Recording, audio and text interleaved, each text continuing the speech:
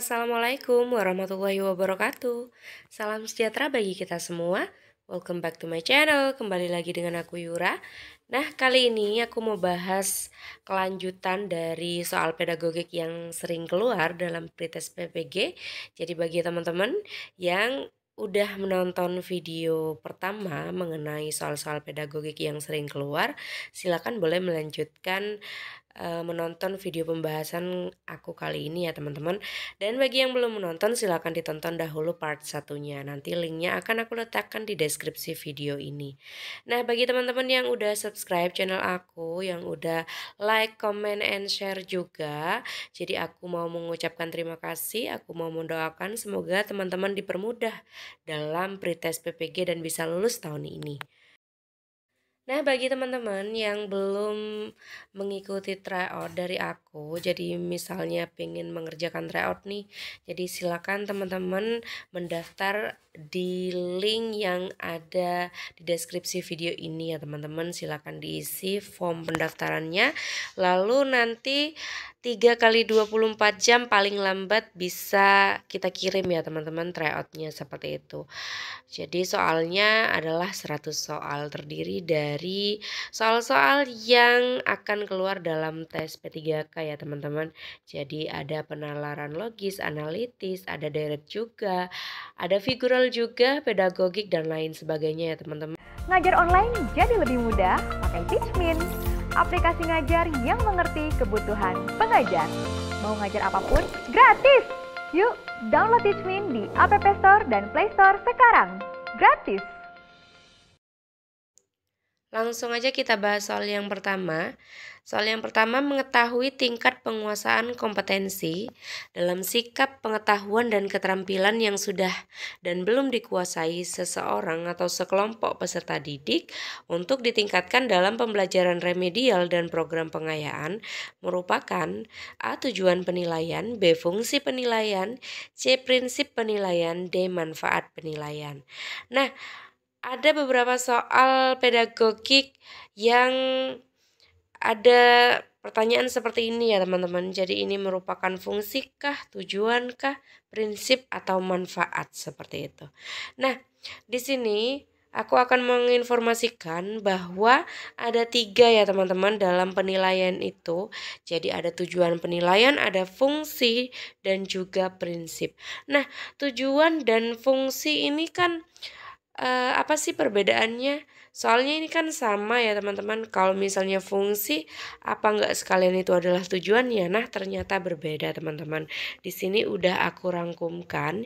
Jadi ada 4 tujuan penilaian. Jadi ada poin pertama sampai ke 4.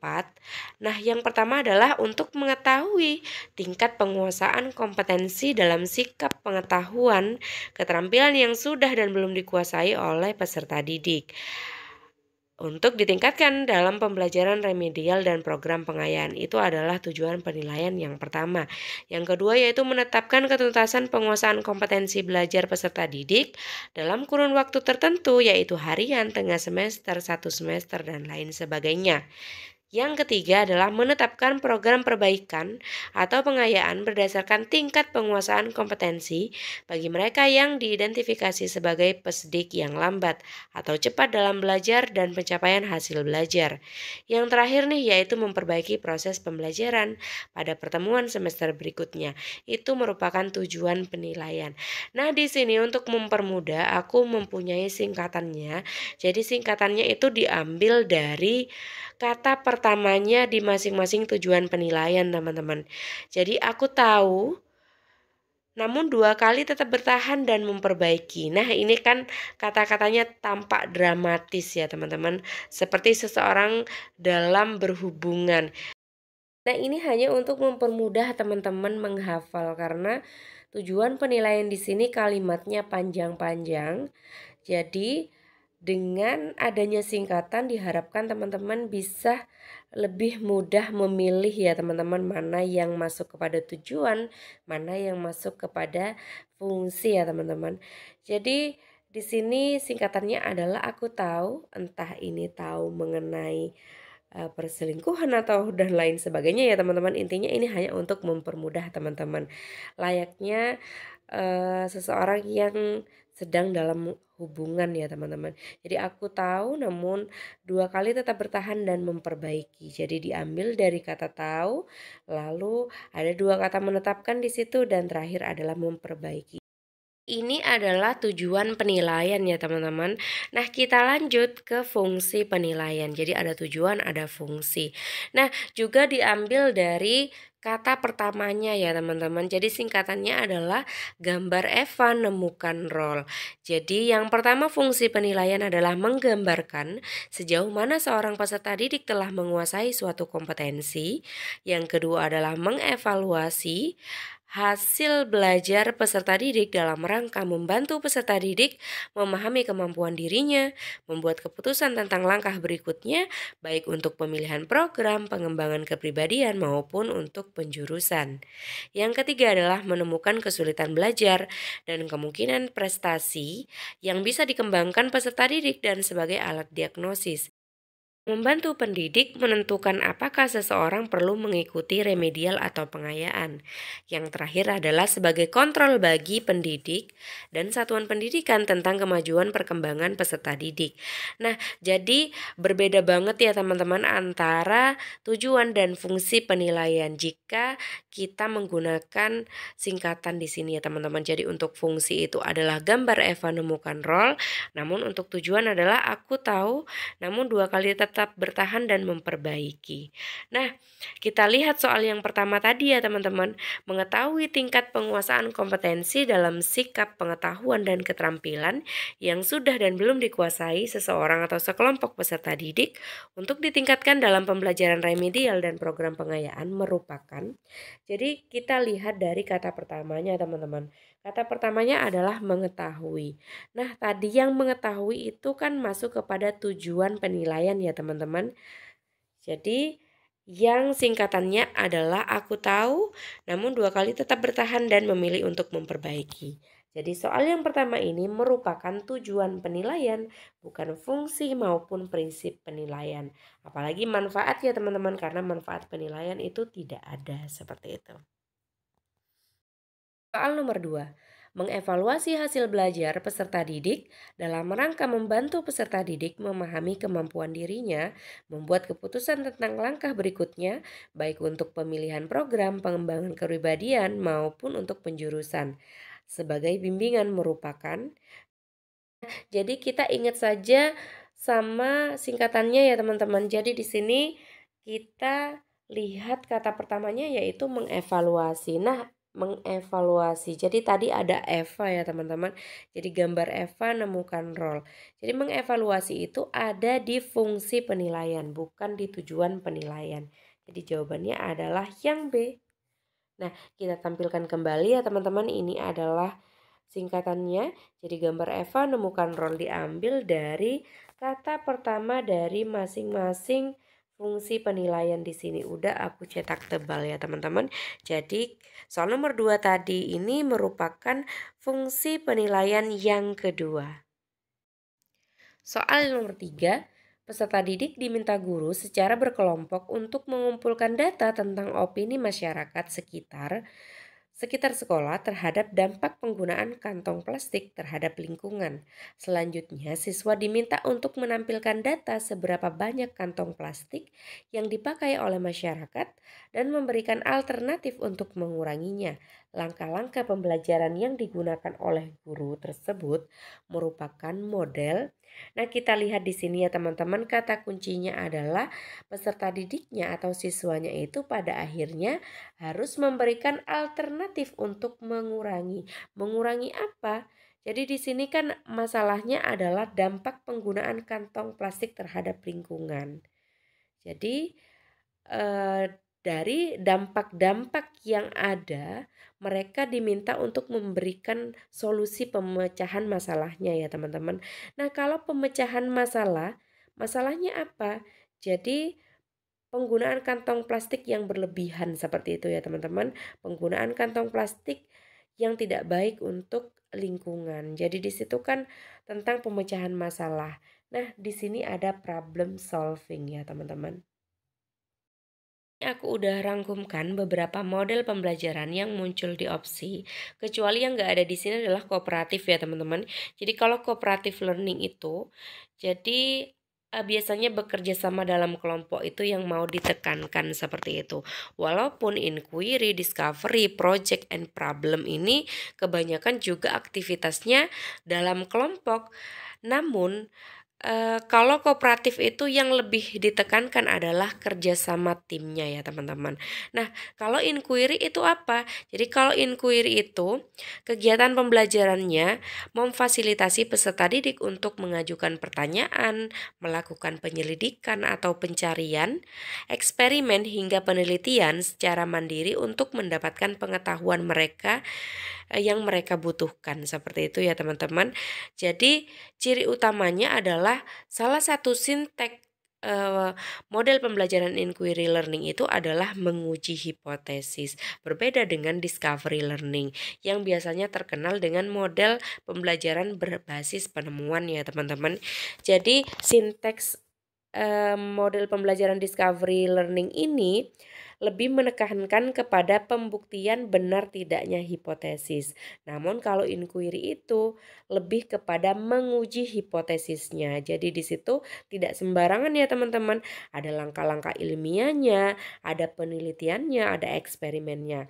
Namun kalau discovery ini hanya penemuan biasa, tidak memerlukan langkah-langkah ilmiah, juga tidak membutuhkan eksperimen dan lain sebagainya ya teman-teman. Itulah perbedaan antara inquiry dan juga discovery learning. Nah, sekarang perbedaan antara project based learning dan problem based learning. Jadi di sini aku jelaskan yang mirip-mirip aja ya teman-teman. Jadi kalau project based learning biasa disingkat dengan PJBL, itu menuntut siswanya untuk menciptakan suatu proyek atau karya berdasarkan materi yang sedang diajarkan dan umumnya dilakukan secara berkelompok. Nah, kalau problem based learning dari kata problem ya teman-teman artinya masalah, biasa disingkat PBL, biasanya menuntut siswanya atau memaksa siswa untuk berpikir secara kritis untuk memecahkan masalah yang ada. Nah, kita kembali ke soal sebelumnya. Jadi mengapa di sini jawabannya adalah problem solving, dan problem solving ini adalah bagian dari model pembelajaran problem based learning, karena di sini siswa dituntut untuk menyampaikan alternatif cara untuk mengurangi dampak plastik terhadap lingkungan ya teman-teman. Jadi mengapa itu jawabannya adalah problem solving. Soal nomor 4 masih mengenai model pembelajaran. Siswa melakukan kegiatan dengan berpedoman pada langkah-langkah yang telah ditetapkan guru, yaitu pembuktian luas permukaan bola, kemudian diminta untuk menyimpulkan dan mempresentasikan di kelas. Model pembelajaran yang tepat yaitu, nah, jadi di sini kooperatif udah aku sampaikan sebelumnya ya teman-teman. Jadi berkenaan dengan kerjasama tim di situ. Jadi yang lebih ditekankan adalah kerjasama tim, kekompakan, dan lain sebagainya ya teman-teman untuk menjalankan misi atau menyelesaikan masalah dalam tim seperti itu ya teman-teman. Jadi yang lebih ditekankan adalah kerjasama timnya. Nah, kita lihat di sini ya teman-teman. Kata kuncinya adalah pembuktian luas permukaan bola. Nah, pembuktian di sini identik dengan sinteks model pembelajaran discovery ya teman-teman, udah aku sampaikan sebelumnya.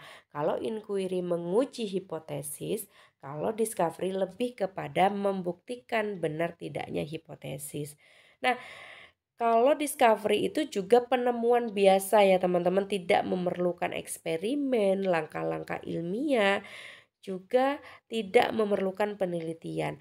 Nah, seperti soal nomor 4 ini ya teman-teman, jadi hanya membuktikan luas permukaan bola saja yang sebenarnya kita sudah ada rumusnya ya teman-teman. Kita hanya dituntut untuk membuktikan seperti itu saja. Bagaimana untuk mendapatkan luas permukaan bola. Jadi di sini lebih masuk kepada yang discovery learning ya teman-teman. Bukan inquiry, project maupun problem based learning. Gampangnya ya teman-teman, di situ bukan kerja sama tim yang dikedepankan atau mau difokuskan juga bukan masalah ya teman-teman, karena tidak ada masalah di situ. Juga bukan berkenaan dengan untuk menguji hipotesis, tidak ada investigasi juga ya teman-teman, tidak ada penyelidikan apapun, hanya untuk membuktikan luas permukaan bola. Apalagi untuk menghasilkan sebuah karya atau proyek, tidak ya teman-teman. Jadi gampangnya kita kembalikan kepada kata kunci dalam setiap model pembelajaran ya teman-teman. Jadi itu bisa kelihatan banget lebih masuk kepada model pembelajaran yang mana. Soal nomor 5, standar ketuntasan belajar minimal ditentukan oleh faktor-faktor di bawah ini. Nah, ini berkenaan dengan KKM ya teman-teman. Jadi kalau teman-teman pernah membuat, jadi itu berdasarkan intake siswa, lalu tingkat kesulitan dan juga sarana pendukung ya teman-teman. Nah, kompleksitas di sini sama dengan tingkat kesulitan ya teman-teman. Jadi A ini double. Lalu tidak ada bakat minat ya teman-teman. Jadi tidak berdasarkan faktor bakat dan minat. Lalu sarana pendukung di sini sama dengan daya dukung. Nah, yang betul adalah opsi yang D ya teman-teman. Jadi intake siswa, tingkat kesulitan atau kompleksitas, sarana pendukung atau daya dukung ya teman-teman. Jawabannya adalah yang D. Nah, ini dia contohnya. Jadi inilah cara untuk menetapkan KKM ya teman-teman. Jadi ada kompleksitas, aspek yang dianalisis di situ atau biasanya disebut dengan tingkat kesulitan. Jadi ada tinggi, sedang, dan rendah, daya dukung juga, dan juga intake ya teman-teman. Nomor 5, perhatikan langkah-langkah kegiatan pembelajaran yang masih acak berikut ini. 1. Mengorganisasi siswa dalam belajar. 2. Orientasi siswa pada masalah. 3. Membimbing penyelidikan siswa secara mandiri atau kelompok. 4. Mengembangkan dan menyajikan hasil karya. Yang kelima, menganalisis dan mengevaluasi proses pemecahan masalah. Jika langkah-langkah tersebut disusun mengikuti urutan model pembelajaran problem-based learning, urutan langkah yang tepat adalah. Nah, di sini aku juga bikin gampangnya ya teman-teman. Jadi kalau misalnya dihadapkan pada sinteks model pembelajaran yang acak seperti ini dan kita disuruh mengurutkan, jika sinteksnya itu banyak, kita akan kesulitan ya teman-teman. Maka untuk mempermudah, aku udah membuatkan singkatannya ya teman-teman. Jadi untuk sinteks model pembelajaran problem based learning, langkah-langkahnya itu ada 5 ya teman-teman, ini udah urut. Jadi aku singkat menjadi ori, ora, bim, bang, sis ya teman-teman. Jadi ori, ora, bim, bang, sis. Nah kita lihat di sini, ori di sini dari kata orientasi, lalu ora di situ mengorganisasikan ya teman-teman. Lalu bim itu adalah membimbing penyelidikan individu maupun kelompok. Bank untuk mengembangkan dan menyajikan hasil karya. Yang terakhir adalah sis ya teman-teman, menganalisis dan mengevaluasi proses pemecahan masalah. Jadi diawali dengan masalah, diakhiri dengan masalah juga ya teman-teman. Diawali dengan orientasi terlebih dahulu terhadap masalah dan diakhiri dengan evaluasi proses pemecahan masalah. Itu adalah sinteks model pembelajaran problem based learning. Jadi ingat ya teman-teman, ori, ora, bim, bang, sis. Nah, kita lihat di sini ya teman-teman. Jadi ori, jadi kalau ori itu adalah 2 dulu ya teman-teman. Jadi 2 dulu. Yang bukan 2 kita coret ya teman-teman. Jadi hanya menyisakan opsi B dan juga D. Lalu ora itu adalah nomor 1 ya teman-teman. Jadi mengorganisasi siswa dalam belajar. Jadi 21 seharusnya. Nah yang D 23 udah pasti salah. Yang benar adalah opsi yang B. Nah kita cocokkan ya teman-teman, apakah udah sesuai. Jadi ori, ora, lalu bim, bang, sis itu adalah 3, 4, 5 ya teman-teman, udah sesuai. Jadi jawabannya betul yang B. Soal nomor 6, nah ini ada sinteks model pembelajaran lagi ya teman-teman. Ada 6 langkah di situ. Namun sekarang yang ditanyakan adalah model pembelajaran project based learning. Nah, kemungkinan sinteks di situ masih acak sehingga kita disuruh untuk menentukan urutan yang benar.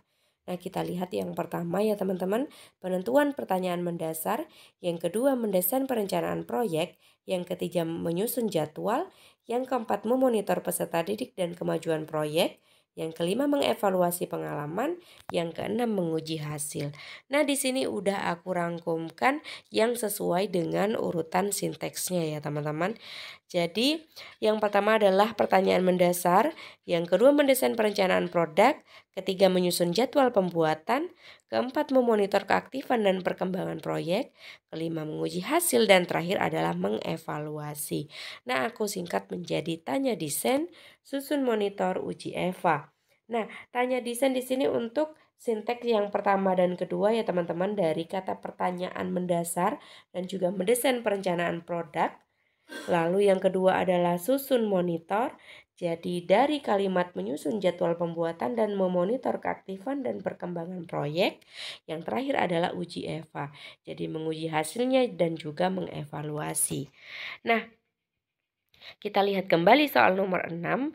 Jadi kita ingat-ingat singkatannya ya teman-teman, jadi tanya desain, susun monitor, uji eva. Jadi ini sudah sesuai urutannya ya teman-teman, cuma kebalik di poin kelima dan keenam. Jadi tanya desain, ini udah sesuai ya teman-teman. Lalu susun monitor dan juga seharusnya menguji dahulu baru mengevaluasi ya teman-teman. Jadi 65. Nah, yang sesuai itu adalah opsi yang A. Soal nomor 7, salah satu prinsip dalam penilaian hasil belajar peserta didik adalah penilaian harus terpadu. Artinya, A. Penilaian berdasarkan data yang mencerminkan kemampuan yang harus diukur. B. Penilaian merupakan bagian yang tak terpisahkan dari kegiatan pembelajaran. C. Penilaian berdasarkan kriteria yang jelas tentang kompetensi yang harus dicapai. D. Penilaian harus berkesinambungan oleh pendidik untuk semua aspek kompetensi. Nah, di sini udah aku rangkumkan ya teman-teman. Jadi kalau opsi yang A, penilaian berdasarkan data yang mencerminkan kemampuan yang harus diukur, itu masuk kepada prinsip penilaian valid atau sahih ya teman-teman. Artinya sama. Jadi harus mencerminkan kemampuan yang diukur. Jadi kalau misalnya kita mempelajari KDA misalnya, lalu indikatornya A, jadi soal yang kita buat, penilaian yang kita buat harus sesuai dengan indikator yang ada ya teman-teman, yang sudah kita pelajari seperti itu. Jadi itu artinya penilaian udah sesuai dengan kemampuan yang seharusnya diukur ya teman-teman. Karena yang kita pelajari ini, yang diujikan adalah ini ya teman-teman. Kalau misalnya yang diujikan itu belum kita pelajari, maka penilaian itu tidak valid ya teman-teman, atau tidak sahih. Nah, yang B itu adalah soal nomor 7 ini ya teman-teman. Jadi harus terpadu. Jadi terpadu itu adalah tak terpisahkan dari kegiatan pembelajaran. Jadi kita harus melaksanakan pembelajaran terlebih dahulu, baru kita harus melaksanakan penilaian. Kita tidak boleh serta-merta memberikan nilai kepada siswa tanpa memberikan materinya terlebih dahulu, tanpa memberikan penjelasan, tanpa mengadakan kegiatan pembelajaran. Seperti itu ya teman-teman. Jadi itu maksudnya adalah terpadu. Nah, opsi yang C itu adalah pengertian dari prinsip penilaian beracuan kriteria atau juga bisa objektif ya teman-teman. Jadi penilaian berdasarkan kriteria yang jelas. Jadi harus beracuan kriteria seperti itu ya teman-teman. Biasanya itu juga berkenaan dengan KKM. Dan juga kriteria yang jelas di situ bisa erat kaitannya dengan prinsip penilaian objektif ya teman-teman. Jadi harus jelas kriterianya di situ dan juga tidak dipengaruhi oleh subjektivitas penilai. Itu biasanya masuk kepada objektif. Kalau opsi yang D itu masuk kepada yang berkesinambungan dan juga menyeluruh ya teman-teman. Ada kata berkesinambungan di situ dan ada kata semua aspek kompetensi. Jadi tidak hanya satu kompetensi saja ya teman-teman. Jadi ada afektif, kognitif dan juga psikomotorik ya teman-teman. Jadi semua ranah di situ dinilai. Jadi itu masuk kepada yang menyeluruh. Dan tuh Soal nomor 7 ini jawabannya adalah yang B. Soal nomor 8, penilaian adalah penafsiran hasil pengukuran dan penentuan pencapaian hasil belajar. Penilaian dapat berupa hasil belajar peserta didik yang tidak dipengaruhi oleh hubungan emosional. Cara penilaian tersebut mengacu pada aspek penilaian: A. Objektivitas, B. Terbuka, C. Bermakna, D. Menyeluruh. Nah, ini dia ya teman-teman. Jadi, kalau ilustrasinya seperti soal nomor 8 ini masuk kepada objektivitas ya teman-teman. Jadi di sini kata kuncinya adalah tidak dipengaruhi hubungan emosional. Jadi perasaan pribadi si penilai ya teman-teman. Jadi bukan karena kita merasa kasihan atau karena si A ini sering membantu kita ya teman-teman, membawakan buku kita, menghapuskan papan, lalu kita memberikan nilai yang baik, itu kita tidak objektif namanya ya teman-teman. Nah, kalau terbuka di situ berarti prosedur penilaian, kriteria penilaian, dan dasar pengambilan keputusan itu dapat diketahui oleh pihak yang berkepentingan. Jadi, pihak yang berkepentingan itu bisa siswa, guru, juga bisa kepala sekolah ya teman-teman. Jadi terbuka untuk semua. Nah, di sini terutama antara guru dan siswa.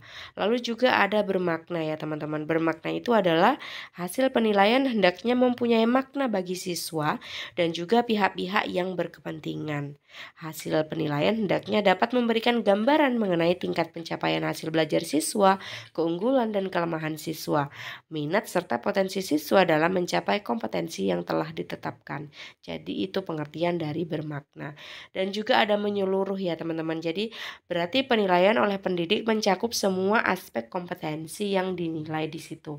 Jadi 3 ranah sama-sama ada teman-teman, tidak salah satu atau 2 saja. Jadi ada kognitif, pengetahuan, afektif, sikap, dan psikomotorik atau keterampilan ya teman-teman. Itu maksudnya adalah menyeluruh. Untuk soal nomor 8 ini masuk kepada yang objektivitas ya teman-teman. Nah, apa perbedaan objektif dan juga adil? Kalau adil itu udah aku jelaskan di video sebelumnya ya teman-teman. Biasanya yang dimention di situ adalah gen asbas. Jadi gen asbas, jadi ada gender, misalnya di situ di soal dimension mengenai laki-laki dan perempuan itu masuk kepada gender dan biasanya masuk kepada prinsip penilaian adil ya teman-teman, bukan objektif.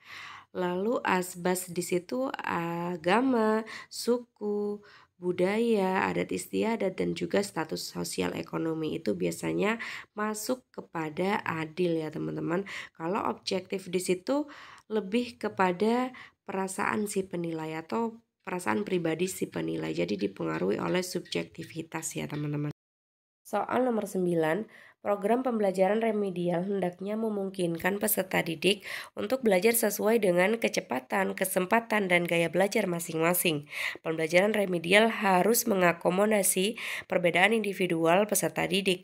Pernyataan di atas termasuk salah satu prinsip yang perlu diperhatikan dalam pembelajaran remedial, yaitu, nah di sini kata kuncinya ya teman-teman, harus bisa mengakomodasi perbedaan individual ya teman-teman.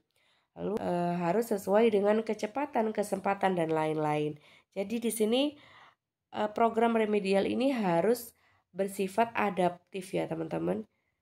Jadi harus sesuai dengan perbedaan individu siswa di situ.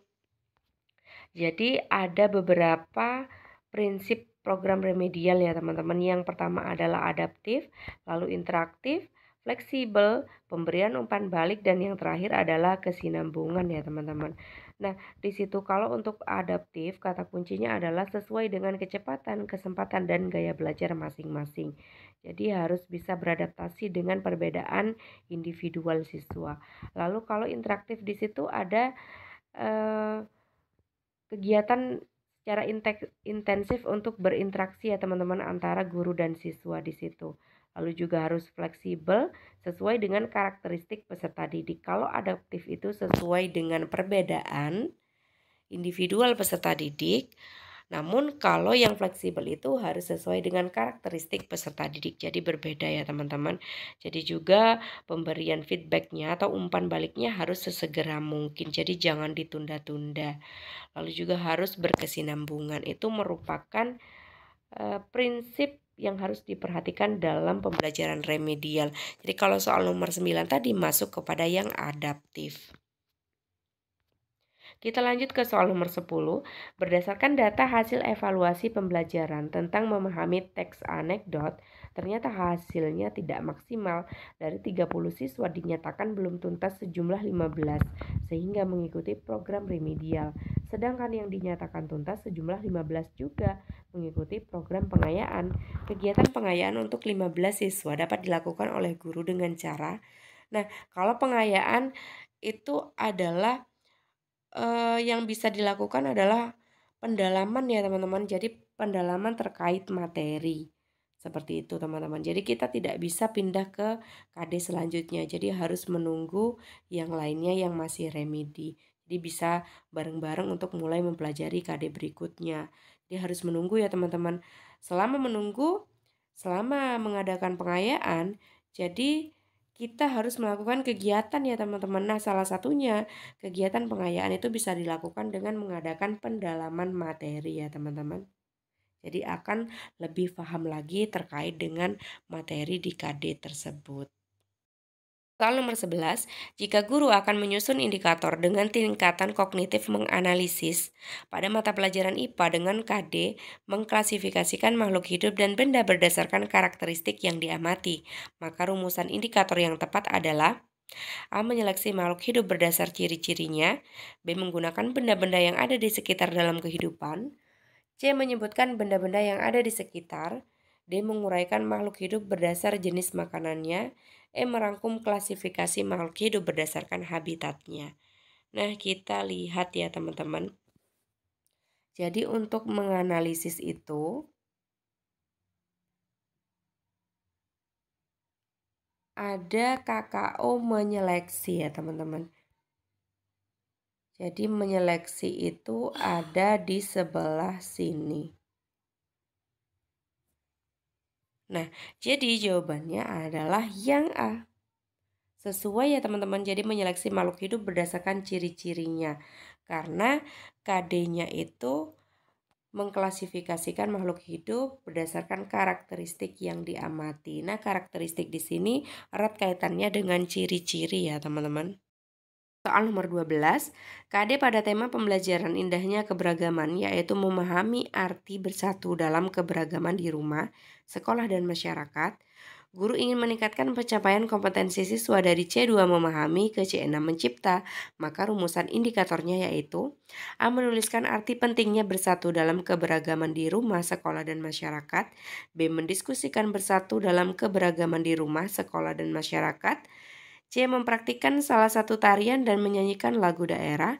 D. Mengelompokkan gambar pakaian, tari daerah, dan makanan tradisional daerah. E. Menampilkan hasil kreasi tari dari salah satu suku daerah. Nah, di sini kata kuncinya adalah mencipta ya teman-teman. Mencipta itu sama dengan membuat, mengkreasi, dan lain sebagainya. Nah, jadi yang lebih masuk itu adalah opsi yang E. Karena E ini kita menampilkan hasil kreasi tari. Nah, kalau hasil kreasi tari berarti kan kita membuat sendiri ya teman-teman, dari atau sesuai dengan suku daerah kita masing-masing. Nah, kita lihat di sini ya teman-teman untuk KKO di ranah kognitif mencipta yaitu C6 sama dengan membuat di situ ya teman-teman. Jadi membuat kreasi tari sekaligus menampilkan untuk soal nomor 12 ini. Biasa ada kuis, jadi silakan teman-teman mencoba menjawab di kolom komentar ya teman-teman. Jawabannya adalah A, B, C, D, atau E.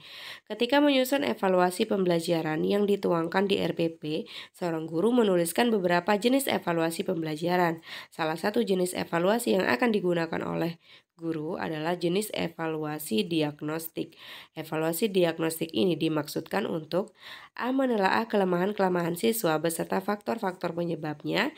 B. Menempatkan siswa dalam program pendidikan tertentu yang sesuai dengan karakteristik siswa.